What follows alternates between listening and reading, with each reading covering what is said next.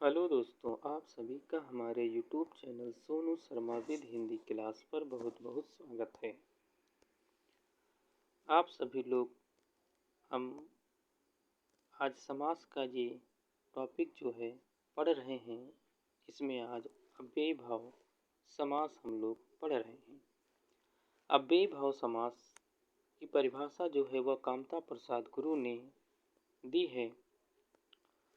उनके अनुसार जिस समास में पहला पद प्रधान होता है और जो समूचा शब्द क्रिया विशेषण अव्यय होता है उसे अव्ययी भाव समास कहते हैं।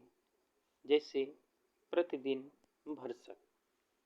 ये कामता प्रसाद गुरु की परिभाषा थी। उन्होंने बताया जिस समास में पहला पद प्रधान होता है और समूचा शब्द जो है क्रिया विशेषण अव्यय होता है उसे हम अव्ययी भाव समास कहते हैं। इसमें प्रतिदिन और भरसक हैं। अव्ययी भाव समास की अन्य परिभाषाएं, लक्षण और विशेषताएं इस प्रकार हैं। पहला बताया है इन्होंने कि जिस समास के समस्त पद का पूर्व पद प्रधान हो वह अव्यय हो तथा जिसके योग से संपूर्ण पद अव्यय बन जाए उसे अव्ययी भाव समास कहते हैं।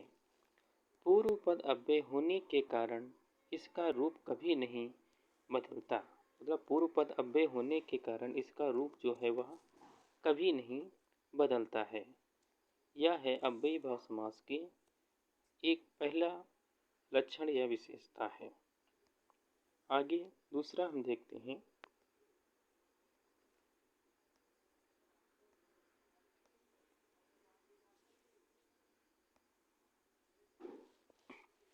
दूसरा है कुछ समासिक शब्द प्रायः अव्यय न होने पर भी उनकी स्थिति एवं प्रवृत्ति अव्यय जैसी होती है। ऐसे ही शब्द अव्ययी भाव समास के अंतर्गत आते हैं। इस प्रकार जिस समास में पहला पद प्रधान और समस्त पद अव्यय या क्रिया विशेषण का कार्य करें तो उसे अव्ययी भाव समास कहते हैं।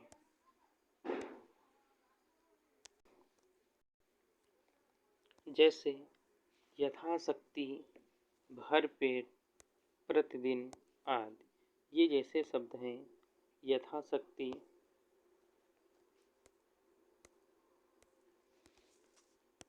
भरपेट, यथाशक्ति, भरपेट, प्रतिदिन, बीचों बीच। ये जितने शब्द हैं ये सब अव्ययी भाव समास के उदाहरण हैं। तीसरा है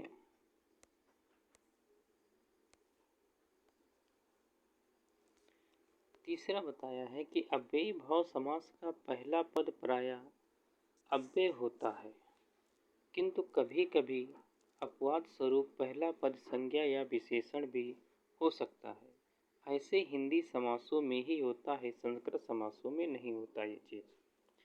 हिंदी शब्द में जैसे है भर पेट, हाथों हाथ, दिनों दिन, घर घर, हर घड़ी। इसके प्रथम पद क्रमशः भर, अव्यय, हाथ, दिन, घर, संज्ञा तथा हर विशेषण है। संस्कृत शब्दों में जैसे यथाशक्ति, प्रतिदिन, आमरण, व जीवन, व्यर्थ। इसके प्रथम पद क्रमशः यथा, प्रति, आवत या वी शब्द अव्यय हैं। इन सब में जो है वो अव्ययी भाव समास ही है। चौथा बताया गया है यथा, प्रति, भर और आ। जिन शब्दों के पहले होते हैं वे शब्द अव्ययी भाव कहलाते हैं। मतलब जिन शब्दों के पहले यथा हो, प्रति हो, भर हो तथा आए तो वैसे शब्द जो हैं वह अव्ययी भाव समास के होंगे।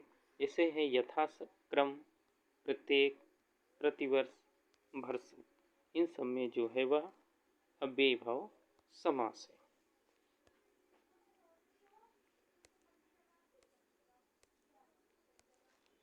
फिर अगला बताया गया है कि द्विरुक्त शब्द बहुधा अव्ययी भाव होते हैं। जैसे घर घर। मतलब जो शब्द एक शब्द दो बार आया हो, उनकी पुनरावृत्ति हो तो उसे द्विरुक्त शब्द कहते हैं।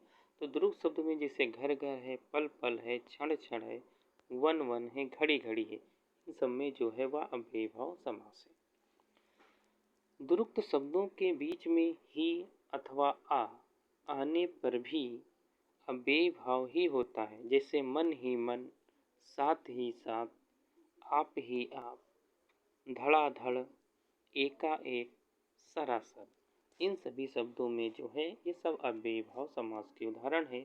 ये शब्द दोहराए तो गए हैं पर उनके बीच में ही अथवा आ आया है। अगली बार विशेषता बताई गई है। अव्ययीभाव समास दो प्रकार के होते हैं। अव्ययीभाव पूर्व पद, दूसरा है नामपद प्रधान।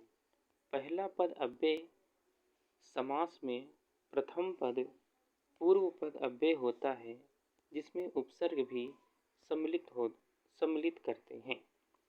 पहला पद नाम पद समास में पहला पद अव्यय या उपसर्ग न होकर संज्ञा या विशेषण होता है। हिंदी समासिक शब्दों में ऐसे ही समास का प्रयोग होता है, किंतु प्रथम पद पूर्व पद संज्ञा या विशेषण होते हुए भी लिंग वचन कारक आदि में अपना रूप नहीं बदलते, इसका रूप स्थिर रहता है। इन समासों के अंतर को इस प्रकार समझा जा सकता है, जैसे अव्ययीभाव समास के कुछ उदाहरण के रूप में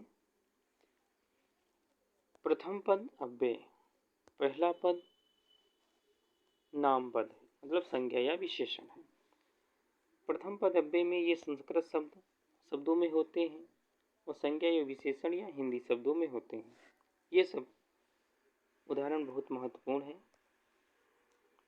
जैसे यथाशक्ति में अव्ययीभाव समास है, शक्ति के अनुसार, प्रत्यक्ष, अच्छ आँख के सामने, आजीवन जीवन भर, निर्धड़क बिना धड़के, अकंठ कंठ तक, नियोग ठीक तरह से, योग प्रतिशत प्रत्येक सन सैकड़ा, साफ साफ साफ के बाद साफ, हाथों हाथ हाथ ही हाथ में, एकाएक एक के बाद एक, घर घर घर के बाद घर, बीचों बीच बीच के भी बीच में बीचों बीच, नित्य प्रति जो नित्य हो, दिनों दिन दिन के बाद दिन, ये सभी जो है वह अव्ययीभाव समास के उदाहरण हैं, जो बहुत ही महत्वपूर्ण है।